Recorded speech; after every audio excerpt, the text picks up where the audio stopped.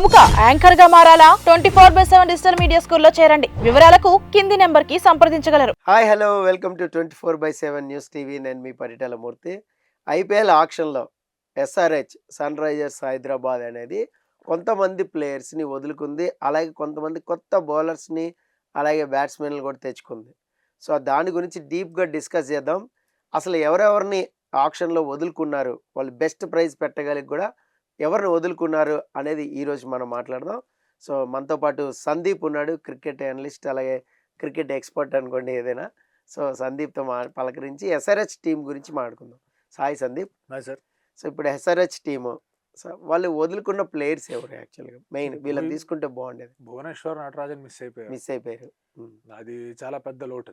అది RCB SRH మేనేజ్మెంటే చాలా క్లియర్గా చెప్పింది that Bhuvi Nattu cannot be replaced. And ఉన్న పరిస్థితుల దృష్ట్యా వాళ్ళ దగ్గర ఉన్న 45 కోట్లలో భువీ అండ్ నట్టు ఇద్దరు కలిసి దాదాపు 22 కోట్ల దాకా వెళ్ళారు. అవును. So that was out of their reach. అది వచ్చేది కాదు. సో వాళ్ళకి రీప్లేస్మెంట్ లాగా కొన్ని ఆప్షన్స్ తెచ్చుకున్నారు. షమీ వచ్చాడు, హర్షల్ పటేల్ వచ్చాడు, జయదేవనాథ్ కట్ మళ్ళీ వెనకాల తీసేసుకున్నారు, అతనే ఉన్నాడు. అండ్ ఈసారి రాహుల్ చహర్ స్పిన్, మనం లాస్ట్ టైం మాట్లాడుకున్నాం ఎస్ఆర్హెచ్ స్పిన్ గురించి ఫోకస్ చేస్తే ఎవరు వచ్చే అవకాశాలు ఉన్నాయంటే యుజ్వేంద్ర చహల్ కోసం ప్రయత్నించిన కాస్ట్ ఎక్కువ అవుతుంది, రాహుల్ చహర్ దొరికే అవకాశం ఉంది అనుకున్నాం. రాహుల్ చహర్ వచ్చాడు. Adam Jampan లేపారు just in case అవకాశం కావాలి అనుకుంటే కనుక. ఓ ఈశాను, జేషాన్ ఇట్లాంటి కొంత ఫాస్ట్ బౌలర్స్ తీసుకొచ్చారు. కమిందు మెండి శ్రీలంక నుంచి తెచ్చుకున్నారు. సో ఇందాక ఇషాన్ మలింగ శ్రీలంక నుంచి వచ్చాడు. సో ఇలాంటి కొన్ని ఆప్షన్స్ వచ్చాయి, చాలా ఇంట్రెస్టింగ్ ఆప్షన్స్గా కూడా కనిపించాయి. అవి ఇషాన్ కిషన్ తెచ్చుకున్నారు. నాకు ఇది I think it is point of discussion. Ishan Kishan రావడం ఎంతవరకు ఎస్ఆర్హెచ్ ఐడియా ఇషాన్ కిషన్ వైపు వెళ్ళడం అనేది కరెక్ట్గా ఉందని. అలాగే షమీ అండ్ హర్షల్ పటేల్ వాళ్ళు ఏ విధంగా ఎస్ఆర్హెచ్కి హెల్ప్ అవబోతున్నారు. ఎందుకంటే ఇద్దరికిద్దరు last time purple cap holder Harshal Patel, అంతకుముందు purple cap holder Mohammed Shami. But ఇద్దరికిద్దరు ఎంతవరకు ఫిట్గా ఉన్నారు. Harshal Patel might go for lot of runs, Shami injury concerns అనేవి ఉన్నాయి. సో వీళ్ళిద్దరి మీద ఒక 18 కోట్లు 19 కోట్లు పెట్టడం అనేది ఇది ఈ ఆప్షన్లో ఎంతవరకు కరెక్ట్ అని ఒక చిన్న డిస్కషన్ వస్తుంది. బట్ ఓవరాల్ పిక్చర్ చూసుకుంటే కనుక I think they have done well. వాళ్ళకున్న 45 కోట్లలో to establish a very good team, they did a good job. అంటే నాకు ఎట్లా అనిపించింది అంటే ముందు ఫారెన్ ప్లేయర్స్ ఎక్కువయ్యారు, సో ఇండియన్ ప్లేయర్స్ మీద దృష్టి పెట్టి ఇండియన్ ప్లేయర్స్ని తెచ్చారా అని నాకు అనిపించింది. అంటే లాస్ట్ టైం ఎస్ఆర్హెచ్ కూర్పు కానీ మనం చూస్తే సో వాళ్ళకి ఎక్కడా కూడా నలుగురినే పెట్టుకుని ఆడించాలి ప్లేయింగ్ 11లో. అక్కడ ఎక్కడా కూడా స్కోపింగ్లో ఇంకొక ఇండియన్ ప్లేయర్స్ అనేది లోట్ అవుతున్నారు. వీళ్ళని నమ్ముకుని పెడదాం అని యంగ్స్టర్స్ని ఎవరిని పెట్టుకుని భర్తీ చేసే ఇది లేకుండా పోయింది. అందుకని ఇప్పుడు తెచ్చుకున్న నలుగురిని కూడా వాట్ ఎవర్ షమీ కానీ, హర్షల్ పటేల్ కానీ, రాహుల్ చహర్ కానీ and Ishan Kishan also, so వీళ్ళని తెచ్చుకున్నారా అనిపించింది. నాకు ఎక్కడ డౌట్ వచ్చింది అంటే లెఫ్ట్ హ్యాండర్స్ ఇంతమంది ఉండగా వై ఇషాన్ కిషన్ వైపు వెళ్ళారు, వేరే బ్యాట్స్మెన్ వైపు వెళ్ళొచ్చు కదా. తప్పే ఉంది సార్, అందరు రైట్ హ్యాండర్స్ ఆడితే తప్పలేదు, అందరు లెఫ్ట్ హ్యాండర్స్ ఆడితే తప్పే వచ్చింది. అండ్ సి అందరూ ఇప్పుడు Abhishek Sharma is a very good player of spin, మంచి రికార్డ్ ఉంది ఆఫ్ స్పిన్ మీద. ఇషాన్ కిషన్ అందరి మీద బాగా ఆడేస్తాడు. సరే దొరకచ్చు, ఏ బ్యాట్స్మెన్ అయినా ఎక్కడన్నా T20 ఆడుతున్నప్పుడు రిస్క్ తీసుకుని అవుట్ అవుతాడు. అంతే. But he has done well. ఉప్పల్లో మంచి రికార్డు కూడా ఉంది అతనికి ఆడినప్పుడు. అండ్ లాస్ట్ టైం మీరు అబ్జర్వ్ చేస్తే they wanted to have Mayank Agarwal and అలాగే రాహుల్ త్రిపాఠి టాప్ 4-5లో ఇద్దరిని పెట్టుకుందాం అనుకున్నారు. త్రిపాఠి కంటిన్యూ అయ్యాడు, బట్ మయాంక్ దగ్గర నుంచి సరైన రీతిలో పర్ఫార్మెన్స్ రాలేదు. అలాగే సమద్ అనుకున్నారు, సమద్ దగ్గర నుంచి 1-2 మ్యాచ్లు తప్ప ఎక్స్టెండెడ్ రన్ ఆఫ్ ప్లే అనేది అతని దగ్గర నుంచి రాలా.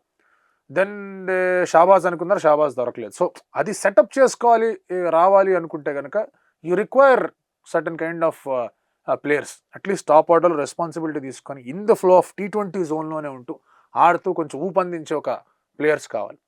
ఐ సీరియస్లీ ఫీల్, అంటే ఎంతవరకు నిజమో కరెక్ట్ వాళ్ళే చెప్పాలి కానీ Ishan Kishan was on the go by అన్నట్టు అనిపించింది. ముందే ప్లాన్ చేసుకొని కొనేద్దాం అని కాకుండా వెళ్తూ వస్తే బాగుంటుంది కదా అని అక్కడికక్కడే డిస్కషన్ చేసుకొని స్పాట్లో నిర్ణయం తీసుకున్నారా అనేది నా ఫీలింగ్. ఇక్కడ అలా తీసుకున్నా కూడా చాలా మంచి నిర్ణయం. హర్షల్ పటేల్ రావడం అనేది చాలా హెల్ప్ అవుతుంది. అతను రన్స్కి వెళ్ళొచ్చు బీభత్సంగా, వికెట్లు తీస్తాడు. లాస్ట్ టైం 24 వికెట్లు అంతా తీసాడు. అవును. ఒకనొక దశలో 30 వికెట్లు తీసాడు. అవును. So second half of the IPL పిచ్చులు కాస్త స్లో అయినప్పుడు ఖచ్చితంగా హెల్ప్ అవుతాడు. అండ్ హైదరాబాద్ పిచ్చులు డెఫినెట్లీ మంచి హైవేలు ఇస్తారు, ఆడండ్రా బాబు అని చెప్పి. అలాంటి వాటి మీద చేంజ్ ఆఫ్ పేస్ చేయగలిగే బౌలర్స్ చాలా ఇంపార్టెంట్. ఈవెన్ 4 ఓవర్స్లో 40 రన్లకు వెళ్ళినా if is taking 2 or 3 wickets, ఆ ప్రాబ్లమ్ సాల్వ్. అక్కడ 2 వికెట్లు తీసి 45 రన్లకు వెళ్ళినా, 3 వికెట్లు తీసి 45 రన్లకు వెళ్ళినా, 2 వికెట్ తీసి 44 రన్కి వెళ్ళినా ప్రాబ్లమ్ ఇస్ సాల్వ్. సో అలాంటి కైండ్ ఆఫ్ బౌలర్స్ని మీరు ఎంచుకునే ప్రయత్నం చేశారు. న్యూ బాల్లో యూ వాంట్ సంబడీ టు ఆ సీమ్ పొజిషన్ ప్రాపర్గా పెట్టి అరే మంచి పెడిగ్రీ ఉన్న బౌలర్ బాస్ అలాంటి బౌలర్ కావాలి. మీకు భువి లేడు, భువి వస్తాడో రాడో తెలియదు. షమీకి ఏమైంది మార్కీ సెట్టు, ఇప్పుడు షమీని ఇక్కడ వదిలేసుకొని భువి కోసం వెళ్ళి అప్పుడు భువి కోసం అందరూ ఇదే అయిపోయి భువి దొరకకుండా ఉంటే అందుకే ఇక్కడే తీసుకోవాలి. So they went for Mohammed Shami. Shami దొరికాడు వాళ్ళకి. So they got that setup. Cummins ఎలాగో ఉన్నాడు బౌలింగ్ చేయడానికి. ఈ సెటప్ జయదేవ్ నాథ్కట్ని తెచ్చుకున్నారు, అవసరం ఉందనుకుంటే కనుక హీ విల్ హెల్ప్ అని. నితీష్ అలా కొంతవరకు ఫాస్ట్ బౌలింగ్ చేయగలడు. అండ్ అలాగే ఇంకొంతమంది కొత్త వాళ్ళని కూడా తీసుకున్నారు. ఆ తర్వాత ఐడెని తీసుకున్నారు, చాలా మంచి బిగ్ హిటర్. ఒకవేళ జస్ట్ ఇన్ కేస్ టాప్ ఆర్డర్లో వరకన్నా ఇంజరీ అయితే రావాలని సచిన్ బేబీని తీసుకున్నారు మిడిల్ ఆర్డర్లో, ఏదన్నా మనకి హెల్ప్ కావాలంటే చేద్దామని. So they got a good setup ఎస్ఆర్హెచ్కి. And SRH plays high risk game. Last time కూడా చూసాం, కొడితే దైత్తడి పోచమ్మ గుడి, లేదంటే కనుక కుప్పగూలుతారు. కుప్పగూడడం ఫైనల్ అయింది అన్ఫార్చునేట్లీ వాళ్ళకి. వాటిని కొట్టడం మాత్రం వేరే లెవెల్లో కొట్టారు. సో అదే లాజిక్ని అదే స్టైల్ని ఫాలో అవుతున్నారు. So I think they got a good team. But again మీకు ఆలోచించాల్సింది ఏంటి అంటే కనుక ఇండియన్ కాంట్రిబ్యూటర్ షుడ్ పర్ఫామ్. అది ఓన్లీ ఫారినర్సే పర్ఫామ్ చేస్తున్నారంటే కనుక అది కొంచెం అటు ఇటు అవుతుంది. ఇండియన్ కాంట్రిబ్యూటర్స్ పర్ఫామ్ చేయడం చాలా ముఖ్యం. ఇప్పుడు నాకు తెలిసి ఇషాన్ కిషన్ బ్యాటింగ్ ఆర్డర్ అనేది ఎక్కడ కూర్పు అనేది పెడతారు యాజ్ ఓపెనర్గా అంటేనా, వాళ్ళకి మిడిల్లో వన్ డౌన్ ఎక్కువ స్ట్రగ్లింగ్ ఉంది ఇప్పుడు మనం చూస్తే. సో వన్ డౌన్ లో పెడతారు. Travis head, Abhishek Sharma opening partner successful గా. అంటే మేబీ ఏమన్నా ట్రావిస్ హెడ్ ని కిందకి ట్రావిస్ హెడ్ ఇషాన్ అభిషేక్ ని దించారు, బాగా ఆడుతున్నారు కాబట్టి ఇషాన్ కిషన్ వన్ డౌన్ లో ఆడతాడు. అండ్ అది అతనికి కూడా మంచిది ఇషాన్ కిషన్ కెరియర్ కి. నేను ఓపెనింగ్ లో దేర్ ఇస్ లాట్ ఆఫ్ పోటీ రావు. ముగ్గురు లెఫ్ట్ హ్యాండర్లే ఉంటారు, ముగ్గురు లెఫ్ట్ హ్యాండర్ ఉన్నారు. ఇండియన్ క్రికెట్ టీమ్ లో కూడా ఓపెనింగ్ వైపు చాలా పోటీగా ఉంది.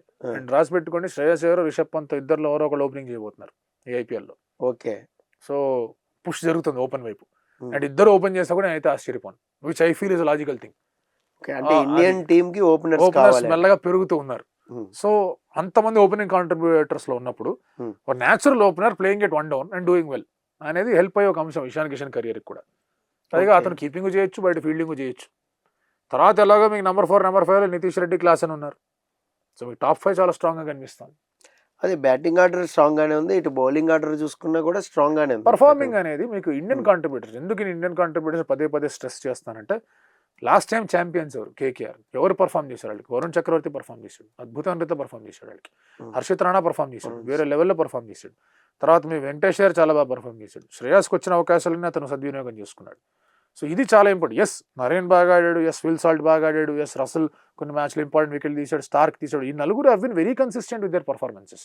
అలాంటి కన్సిస్టెన్సీ అనేది ఇండియన్ కాంట్రిబ్యూటర్స్ నుంచి వస్తే చాలా బాగుంటుంది. అప్పుడు ఎస్ఆర్హెచ్కి మాక్సిమం ముందుకెళ్ళే అవకాశాలు అయితే ఉంటాయి. ఇప్పుడు కూడా it's very good team, top 2 or 3 లో ఉండే ఒక team SRH. So happy SRH, absolutely happy. So చూద్దాం మరి ఆ ఎస్ఆర్హెచ్ టీమ్ ఎంతవరకు ముందుకెళ్తుంది ఐపీఎల్ అనేది చూద్దాం. Thank you very much.